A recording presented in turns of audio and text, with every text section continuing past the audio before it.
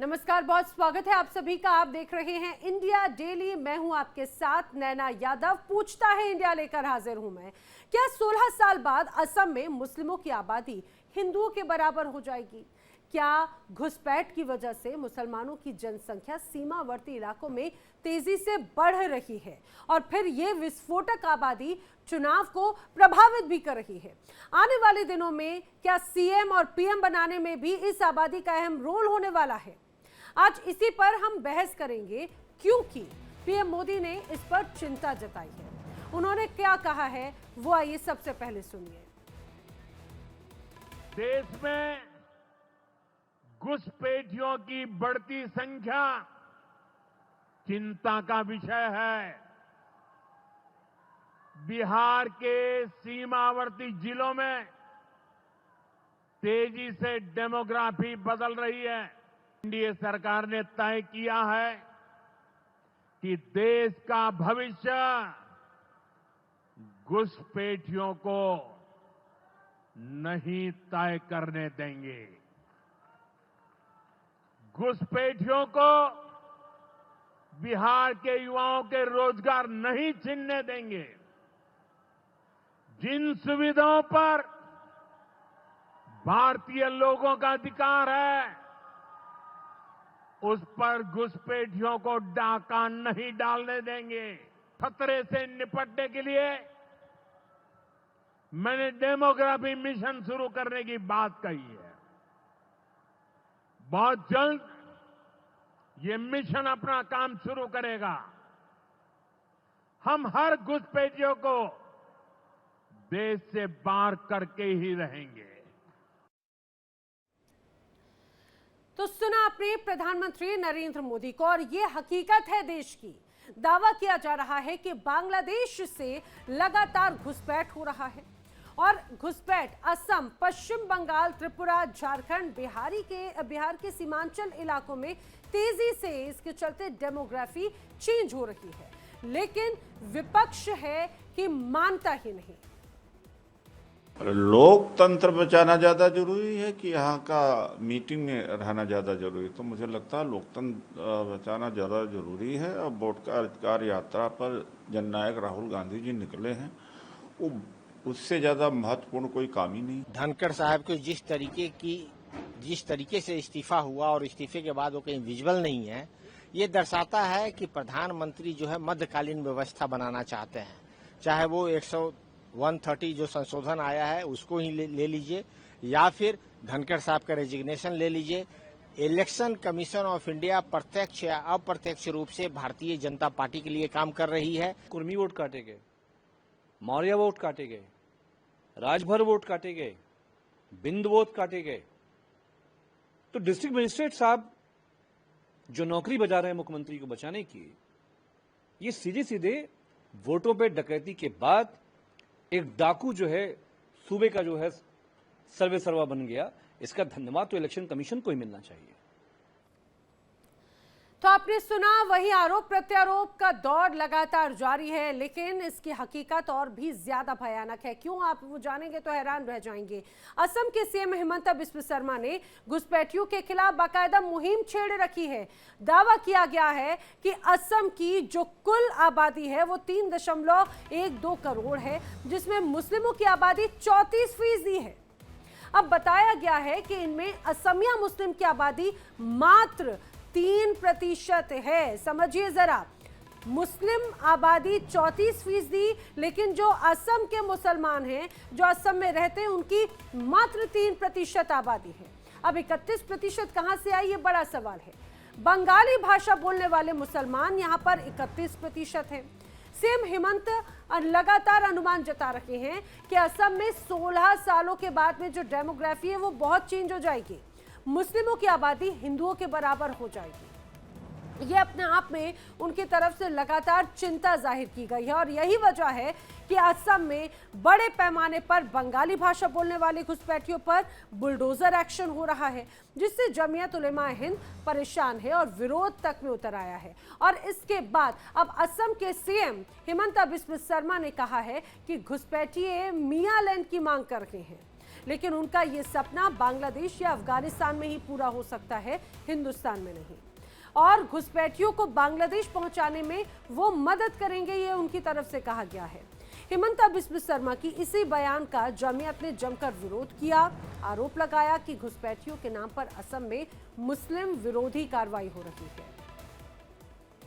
तो ये वो तमाम ऐसे अलग अलग पहलू हैं जिनको लेकर कई बड़ी तस्वीर जो है वो नजर आती है। असम की तरफ से जो आंकड़े हैं वो यहाँ की क्या बदलती डेमोग्राफी की तरफ चिंता जाहिर करती है, क्योंकि बार बार दावा ये किया जा रहा है आने वाले वक्त में ये जो बढ़ती जनसंख्या है और जनसंख्या में भी जो सबसे महत्वपूर्ण जो एक हिस्सा है वो मुस्लिम आबादी का है। तो क्या आने वाले वक्त में 16 सालों के बाद में दोनों ही जो आबादी है वो बराबर हो जाएगी, क्योंकि जैसा मैंने आपको बताया कि असमिया मुसलमान खास तौर से असम में मात्र 3% है और आने वाले वक्त में इसका प्रभाव बहुत बड़े स्तर पर नजर आएगा। इसीलिए पूछता है इंडिया कि हिंदुस्तान में वोट बैंक के लिए क्या ये धर्मशाला बन रही है? घुसपैठी की लड़ाई हिंदू मुस्लिम पर आखिर क्यों आई है? जमीयत और सीएम हिमंता के दावों में आखिर कितना दम है? ये वो तमाम बड़े सवाल हैं जिनको जानने की और इनके जवाब जानने की हम करेंगे कोशिश। मेरे साथ में जो खास मेहमानों का पैनल है, आइए आपको मिलवा देती हूँ। फिलहाल मेरे साथ में बीजेपी प्रवक्ता भूपेंद्र यादव जी समय हमारे साथ में जुड़ रखे हैं और राजनीतिक विश्लेषक संदीप मिश्रा जी हमारे साथ में हैं। आप दोनों का बहुत स्वागत है। जल्दी मुस्लिम महासभा से भी हमारे साथ में जुड़ेंगे और विपक्ष की तरफ से भी हमारे साथ में प्रवक्ता जुड़ेंगे, उनसे भी जानने की कोशिश करेंगे। लेकिन भूपेंद्र जी, आपसे यही सवाल करने की मैं कोशिश करूंगी, जरा ये समझाइए कि जिस तरह से दावा किया जा रहा है हिमंता बिस्वा शर्मा की तरफ से, असम की तरफ से, कि ये जो पूरे घुसपैठी हैं वो सब मुसलमान हैं, इसको कितना सही मानते हैं? क्या वजह इसकी मानते हैं? ऐसा है नैना जी, सबसे पहले मैं आपको पूरे पैनलिस्ट को नमस्कार करता हूं और देश की जनता को सैल्यूट करता हूं। आज देश की ऐसा स्थिति बना दिया है ये लोग, आज से नहीं, ये आजादी के समय बांग्लादेशी और रोहिंग्या मुसलमान जो है ना इस देश के अंदर में जब से कांग्रेस की सरकार थी उस समय से प्रवेश कर चुका है और उस रोहिंग्या और बांग्लादेशी मुसलमानों को भारी पैमाने पर ये विपक्षी के लोग ये लोग जो है ना उसका आधार कार्ड और जो है ना वोटर लिस्ट सारी डॉक्यूमेंट से लैस करने में इनकी अहम भूमिका रही है। जो सारी बातें जो है ना हमारा 2014 के बाद जब सरकार बनी तो हम लोग पूरी इस स्थिति को जो है ना जांच करके जो है ना हम लोग पूरा प्रयासरत है कि इस देश का जो भी इस देश के अंदर में रोहिंग्या और बर्मा या कहीं का भी विदेशी इस हिंदुस्तान के अंदर में कोई जगह नहीं होगा मेरे भाई। इस हिंदुस्तान के अंदर में हमारे हिंदुस्तान का टैक्स का पैसा से, हमारे देश की जनता की टैक्स के पैसा से हम लोग जो है ना रोहिंग्या और बांग्लादेशी को भोजन नहीं करने देंगे और डाका नहीं डालने देंगे। ये लोग जो है ना पूरे देश को, जी जमीयत ये सवाल खड़े करता है कि डेमोग्राफी जो है चेंज करना चाहते हैं। लेकिन जमीयत ये सवाल जमीयत कर रहा है कि सीधे सीधे टारगेट किया जा रहा है, उन्हें एक तरह से टारगेट करके एक्शन लिए जा रहे हैं। और घुसपैठी मतलब क्या सिर्फ मुसलमान आबादी हो जाती है? क्या घुसपैठियों की जो लड़ाई है वो अब हिंदू मुस्लिम वाले स्तर पर होगी? नहीं नहीं, ऐसा कुछ नहीं है, हिंदू मुस्लिम कुछ नहीं होना है। अभी आदरणीय नरेंद्र मोदी जी की देश में सरकार बनी है, यह जो है ना 140 करोड़ सनातनियों का देश है मेरे भाई। इसमें किसी प्रकार की कहीं से कोई कोताही नहीं है। हम लोग नहीं इसको डीप स्टेट नहीं बनने देंगे। पूरे हिंदुस्तान में ये विपक्षी लोग जो है ना इसको डीप स्टेट बनाना चाह रहे हैं, रोहिंग्या और बांग्लादेशी को भर करके अपना वोटर लिस्ट का जरिया बना करके इस देश में राज करने का जो इनका षड्यंत्र है, हम लोग उनके मंशा पर पानी फेर करके रहेंगे। इस देश की कमाई, इस देश की टैक्स के पैसा हमारे देश के लोगों को मिले, यह हमारी जो है ना सोच है। और हमारा भारतीय जनता पार्टी खास करके असम के अंदर में इतनी बृहद पैमाने पर घुसपैठी और बांग्लादेशी घुसे हैं और ये आपका वेस्ट बंगाल के अंदर में भी जो है ना ममता दीदी काफी पाल करके रखे हुए हैं। तो ऐसे ऐसे बांग्लादेशियों को बहुत जल्द हम लोग जांच कमेटी बैठा करके इन सारे लोगों को देश से बाहर करने का काम करेगी भारतीय जनता पार्टी की सरकार। और देश के अंदर में गलत लोगों को प्रवेश हम लोग सख्त नहीं होने देंगे और ऐसे लोगों को बाहर करके हम लोग सांस लेंगे। ठीक है, यानी कि ताकि आप हमारा देश की ये जनता टारगेट की बात कह रहे सुखमय हैं। जीवन व्यतीत करे। ठीक है, ठीक है। हमारे साथ में अब मुस्लिम महासभा से प्रवक्ता हाजी नाजिम खान जी भी जुड़ चुके हैं। हाजी नाजिम खान जी, आपका भी बहुत स्वागत है इस चर्चा में। आपने सुना होगा भूपेंद्र यादव जी कह रहे हैं कि भाई जो घुसपैठी हैं उन्हें तो देश से बाहर जाना होगा, जो अचानक अप्रत्याशित रूप से अगर सीमा पार करके दाखिल हो जाते हैं, जो हिंदुस्तान की आबादी के नहीं हैं, जिनका हस्तक्षेप हिंदुस्तान में नहीं है, अगर उन्हें चिन्हित किया जा रहा है तो क्या आपत्ति है? हाँ नैना जी, मेरी आवाज आप तक पहुंच रही है? जी बिल्कुल स्पष्ट। हाँ नैना जी, देखिए सबसे पहले तो मैं भूपेंद्र जी की एक बात का खंडन करना चाहता हूँ। इन्होंने कहा कि भारत की 140 करोड़ की आबादी सनातनी है। भाई हाजी नाजिम खान है, हाजी नाजिम खान तो भारतीय मुस्लिम है, तो आप हाजी नाजिम खान को भी उसे सनातनी में कब, और जो ईसाई कम्युनिटी को मानने वाले कि आप मिशनरी वालों को भी ये इस तरीके का तर्क मत दीजिए। और दूसरी बात ये भी, हम आपसे भाजपा के प्रवक्ता माननीय जी आपसे पूछना चाहते हैं, भूपेंद्र यादव जी 2014 से लेकर 2025 के बीच में कितने घुसपैठिए भारत के अंदर है, उनका आप आंकड़ा जो है वो सार्वजनिक कीजिए। या सिर्फ और सिर्फ मुसलमान अगर किसी पे बांग्ला लैंग्वेज आती है ये तो उसको घुसपैठिया आप कह देंगे, उनके घर तोड़ देंगे, ये अब नहीं चलेगा बिल्कुल भी। इस तरीके का माहौल जो आप बनाने की कोशिश कर रहे हैं देश के अंदर कि भारत के मुसलमानों को आप घुसपैठिया भी कहते हैं, भारत के मुसलमानों को आप रोहिंग्या भी कहते हैं, अब भारत के मुसलमान को आप बांग्लादेशी भी कहते हैं, ये क्या है भाई? आपके पास कोई तर्क तो होगा कि आपने इतने 2014 से 2025 के बीच में भारत के अंदर इतने घुसपैठिया आए तो कैसे आए? भाई हमारे देश की सेना पे हम लोगों को बड़ा फक्र है और बड़ी मुस्तैद है,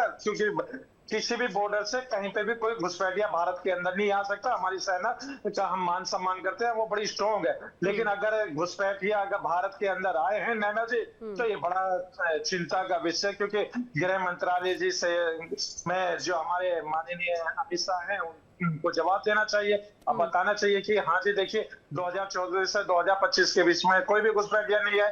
अगर नहीं आए तो फिर संदीप मिश्रा जी का रुख करूं सवाल पूछने के लिए, लेकिन भूपेंद्र जी बड़ी बात कह रहे हैं, किस तरह से यहाँ पर तो अगर इतनी सख्ती की बात होती है तो कैसे आखिर घुसपैठिए दाखिल हो सकते हैं? हाजी नाजिम जी की बात का जवाब दीजिए।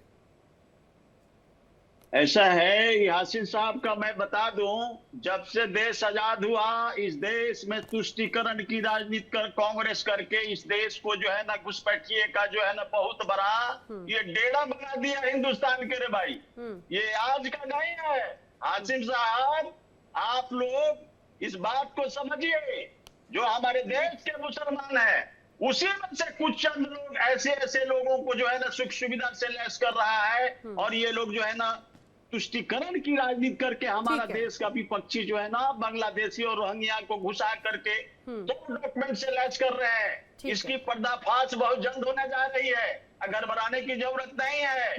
मेरा नारा है कि यदि देश तुम्हारा है तो डर कैसा, यदि देश तुम्हारा नहीं है तो घर कैसा।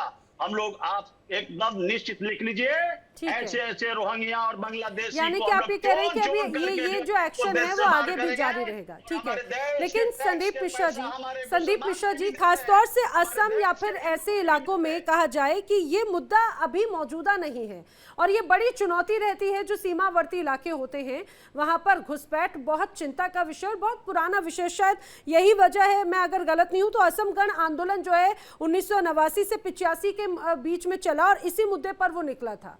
चाहे बात असम हो, त्रिपुरा हो, बंगाल में मूल निवासी बनाम बाहरी का जो एक मुद्दा है वो हमेशा से महत्वपूर्ण रहा है और ये चुनावी मुद्दा लगातार हर चुनाव में गर्माता रहता है, पर स्थिति यथावत रहती है। कंट्रोल कैसे होगा सर? क्या ये सिर्फ चुनावी मुद्दा रहेगा या फिर इस पर एक्शन की जब बात होती है तो नाराजगी नजर आ जाती है? देखिए, अभी हम लोग प्रधानमंत्री जी की बात भी सुन रहे थे, बिहार की एक जनसभा में वो कह रहे थे, वहां पे भी उन्होंने क्या कहा कि हम यहाँ के मूल लोगों के रोजगार को बाहरी लोगों को छीनने नहीं देंगे, घुसपैठियों को छीनने नहीं देंगे। तो यह बात केवल आसाम के मुख्यमंत्री तक सीमित नहीं है, यह केवल बंगाल तक सीमित नहीं है, केवल त्रिपुरा तक की बात सीमित नहीं है। मतलब केंद्र सरकार का रुख बिल्कुल स्पष्ट है कि जो कोई भी बाहरी है उसको आइडेंटिफाई किया जाएगा और आइडेंटिफाई किए जाने के साथ ही उसको डिपोर्ट किया जाएगा। एक बात जो यहाँ पर चल रही थी कि सारे घुसपैठिए क्यों मुसलमान क्यों कहा जा रहा है, देखिए अगर पश्चिम बंगाल को हम देखें, आसाम को देखें, एक ऐसे राज्य के साथ जुड़ा हुआ, एक ऐसे राष्ट्र के साथ जुड़ा हुआ है जहां की 92% आबादी तो मुस्लिम है और 8% आबादी के लिए अगर आना चाहे तो प्रॉपर चैनल से तो वो तो आकर के भारत की नागरिकता ले ही सकती है, उसके लिए तो कोई दिक्कत परेशानी है नहीं। तो 92% आबादी ही जब घुसपैठ कर रही है और वह 92% आबादी एक ही धर्म को मानने वाली है, तो ऐसी स्थिति में यह जो समस्या क्रिएट हो रही धर्म के आधार पर, निश्चित ही धर्म के आधार पर ही होगी। और जो बात कही जा रही है कि आपने डेटा पेश किया कि 3% मुस्लिम आसाम के हैं और 31% जो है बाहर के हैं, तो यह बहुत ही गंभीर विषय है और निश्चित ही विश्व शर्मा जी इस बात को देख रहे हैं और केंद्र सरकार भी इस चीज को देख रही है कि देखिए अगर बंगाल में नहीं रोका जाता, बंगाल के बॉर्डर पे उन्हें फ्री एंट्री मिली हुई है और वह फ्री एंट्री मिलने का नतीजा पॉपुलेशन जो है एक सीमांचल के एरिया में इकट्ठा हो गई है, जबकि इधर उत्तर प्रदेश से लगे हुए बॉर्डर पर अगर हम देखें तो इस तरह का असंतुलन नहीं बना हुआ है। तो हम ऐसी बातों पर आंख मूंद करके नहीं बैठ सकते और जो एक कदम उठाया गया है अभी 18 साल का आधार वाला, यह मैं तो कहूंगा कि बहुत ही लैंडमार्क डिसीजन है और बाकी राज्यों को इस बात को एक्सेप्ट करना चाहिए और फॉलो करना चाहिए जो है।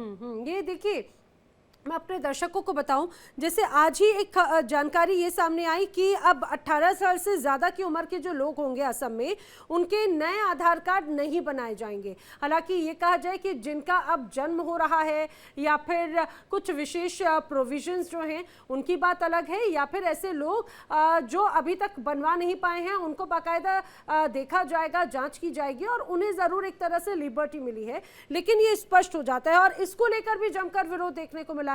लेकिन हाजी नाजिम खान साहब, अगर कोई अपने प्रदेश की या फिर बहुत सी चीजें बदल जाती हैं, अगर वहां पर जनसंख्या अलग से बदलती है, वहां पर अचानक से संख्या बदलने लग जाती है, हर तरह से गणित बदल जाता है, वहां पर उसके अनुसार तमाम रणनीतियां होती हैं, तो मुझे जरा समझाने की कोशिश कीजिए कि हमने जो डेटा पेश किया कि 34 में से माफ कीजिएगा वहां पे मात्र 3% जो लोग हैं वो तो असम के मुसलमान हैं, बाकी आखिर कहां से आते हैं?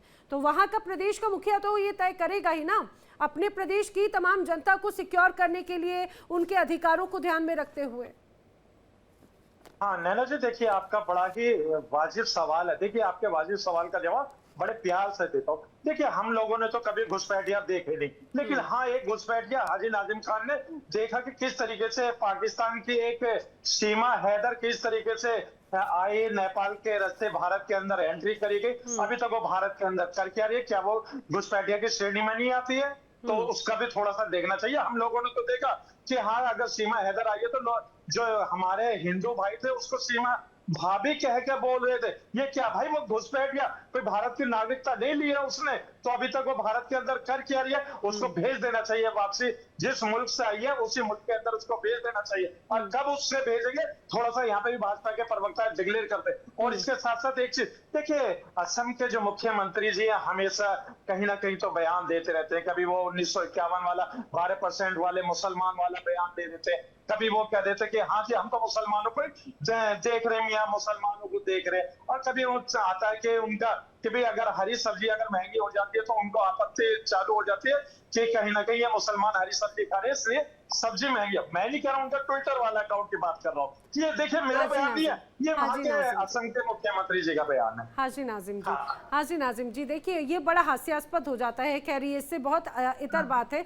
लेकिन ये तो बात आप मानते हैं कि अगर असम में यहाँ पे आप समझ रहे हैं आधार कार्ड का जो सैचुरेशन है वो 103% आया है, 103%, यानी कि जितनी संख्या है वहां पे जितने लोग हैं उससे ज्यादा ही आधार कार्ड बने हैं। और जो पहले जानकारी सामने आई उसके बाद में दिन ब दिन मामले से बढ़ते ही जा रहे हैं। आखिर कंट्रोल कैसे होगा? कंट्रोल करने के लिए जब बात CAA की होती है, NRC की होती है, तो उसके बाद में नाराजगी जतानी शुरू हो जाती है कि भाई हमारे अधिकार छीने जा रहे हैं, हमसे दस्तावेज मांगे जा रहे हैं।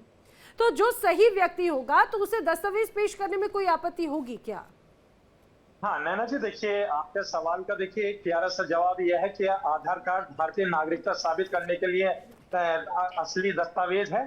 अगर आधार कार्ड अगर वैलिड है तो फिर SIR के अंदर क्यों आधार कार्ड को मना कर दिया गया? जो बिहार के अंदर अभी हुआ था पूरा SIR के अंदर, वहाँ पे आधार कार्ड इन जो थे सबको हटा तो दिया जब गया। अगर उसे नहीं मान रहे हैं वैलिड, तो अगर ये एक्शन भी होता है तो फिर क्यों आपत्ति जता रहे हैं?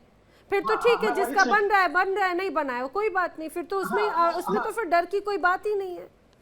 हाँ नैना जी, मैं उसी सवाल पे आता हूँ। जब आधार कार्ड वैलिड नहीं है कि भारतीय नागरिकता साबित नहीं कर सकता, तो कौन से ऐसे डॉक्यूमेंट्स हैं जो भारतीय नागरिकता साबित कर सकते हैं? उन्हीं डॉक्यूमेंट्स के आधार पे वहां पे आसाम के अंदर जो एक प्रक्रिया है उसको चालू कीजिए। लेकिन आप आधार कार्ड के नाम पर इस तरीके की बात करते हैं। फिर मैं वही कहता हूँ कि हम लोगों के पास आधार कार्ड है, पैन कार्ड है, वोटर कार्ड है, लेकिन हम लोगों के पास नैना जी ऐसा कोई भी विक्टिम कार्ड नहीं है कि हम अपना विक्टिम कार्ड दिखा दे कि जी हमारे। मैं यही सोच रही थी कि अभी तक विक्टिम कार्ड क्यों नहीं आया हाजी नाजिम जी।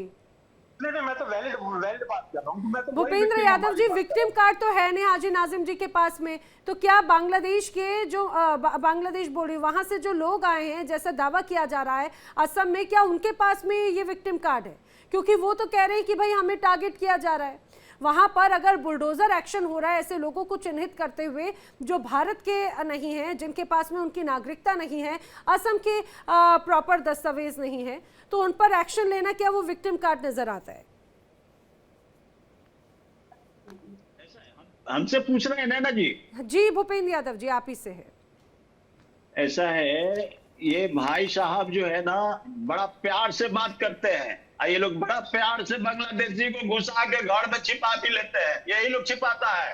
और उसका इनका जो है ना आला रखा राहुल गांधी जी, इधर लालू प्रसाद और उधर ममता दीदी, ये सब बैठ करके जो है ना ये लोग घुसरू डुगड़ू करता है। ये लोग वोट बना के घुसरू डुगड़ू करके और जो है प्रदेश पर काबिज जो बने हुए हो, तुरंत जो है इसकी जांच हो रही है, घर बढ़ाने की जरूरत नहीं है। एक स्पेशल टीम का गठन हो रहा है। एक देश के अंदर में आदरणीय नरेंद्र मोदी जी भी वैसा जो है 2014 के बाद देश पर बिहार देश की जनता की चुनी गई सरकार बनी है, जो किसी प्रकार की देश के अंदर में जो गड़बड़ी करना चाहेंगे इसका भी तो कोई ना कोई प्रोसीजर होगा, बताइए ना। मेरी बात को सुनो। अगर बांग्ला बीच में मत बोलना, घर तोड़ देंगे क्या भाई? बीच में मत बोलना। अगर नहीं सुन लीजिए, अगर किसी पर बांग्ला भाषा आएगी तो आप अगर इसकी इंक्वायरी करोगे तोड़ देंगे क्या? यही हिंदुस्तान को तो गाओ भी हिंदुस्तान को, नहीं तो गाना दूसरा नहीं गाना है। अब बात को सुनिए, आप बीच में इंटरप्ट मत करिए। अब मेरी बात को सुनिए, मैं कभी किया क्या? आप तो सुन रहा हूँ सर, आप ही की सुन रहा हूँ की तरह बात करो ना भाई। मैं तो आप ही की सुन रहा हूँ, मैं तो आपका पूछ रहा हूँ। ये राहुल गांधी और राजीव गांधी का हिंदुस्तान है, ये गांधी जी का हिंदुस्तान का हिंदुस्तान है। और अपनी हक की बात करने का अधिकार है इस टीवी चैनल पर से। आप लोग जो चाहोगे कि बांग्लादेशी की हक की बात हो, रोहिंग्या की हक की बात हो, उस पहले कहां से आए?